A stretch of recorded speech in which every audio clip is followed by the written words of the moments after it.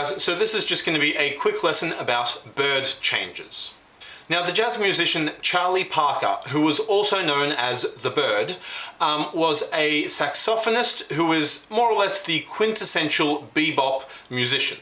Now he wrote a song called Blues for Alice, which has become a jazz standard, and the chord progression he used in that song has become known as bird changes. So as I said, Charlie Parker is a bebop musician, and the song Blues for Alice is a bebop song. Now there are three things you need to know about the bebop genre of jazz. One, it's fast, both in terms of tempo and harmonic rhythm, that is chord changes.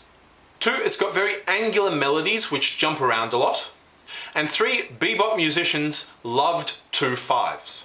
So then jazz musicians of the bebop era would often take a simple and well-established and well-known chord progression and then just stuff it full of 2/5s.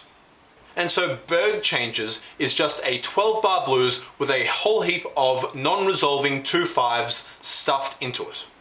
Now if we have a look at our standard 12-bar blues in the key of F, we would have 4 bars of F7, 2 bars of B flat 7, 2 bars of F7, then 2 bars of C7, and then finishing with 2 bars of F7, getting us to 12 bars.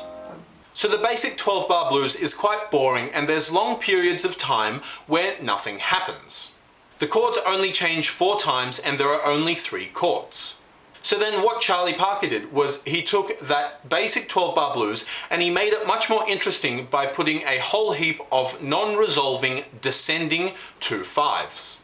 So we start on an F major 7, which is interesting in and of itself because this is a blues song and most blues songs have dominant chords rather than major 7 chords. But in this case we're starting with an F major 7. Now in our standard 12-bar blues, the chord moves to the B flat 7, to the 4 chord in bar 5. So that's essentially our end destination, that's where we're heading.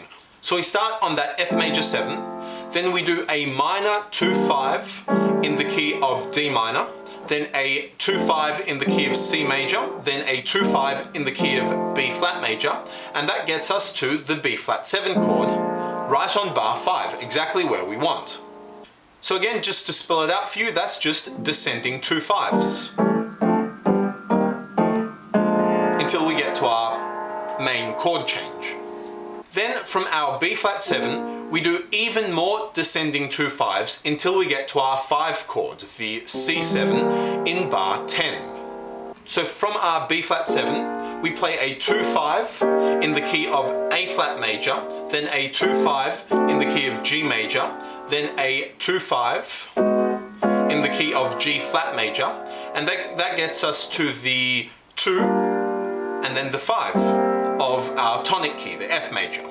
And then finally in bar 11 we arrive back to the F major, which is our tonic chord, and then we just do a simple 1-6-2-5 turnaround to get us back to bar 1 the next time round.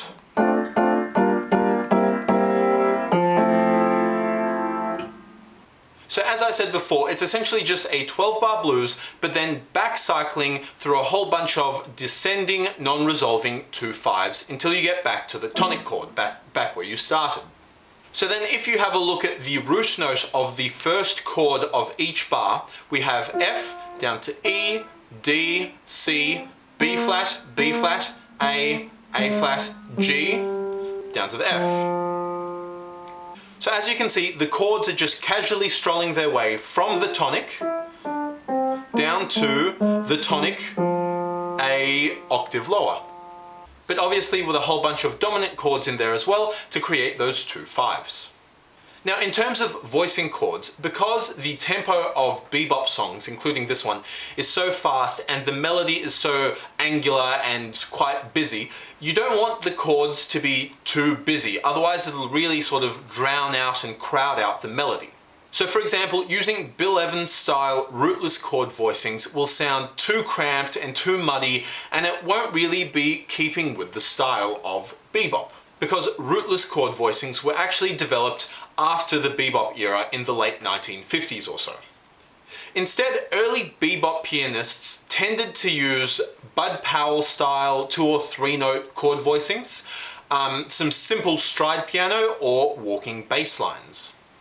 Now, these voicings are much more in the bebop style, and they're much more sparse, so they don't really get in the way of the quite busy and quite angular bebop melody.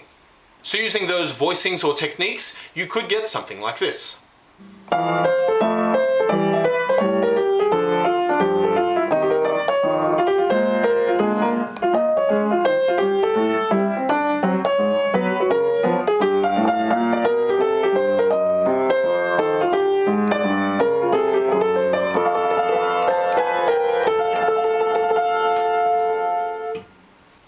Cool, that's it for me guys. Thanks a lot for watching. As always, feel free to leave any questions or comments. See ya.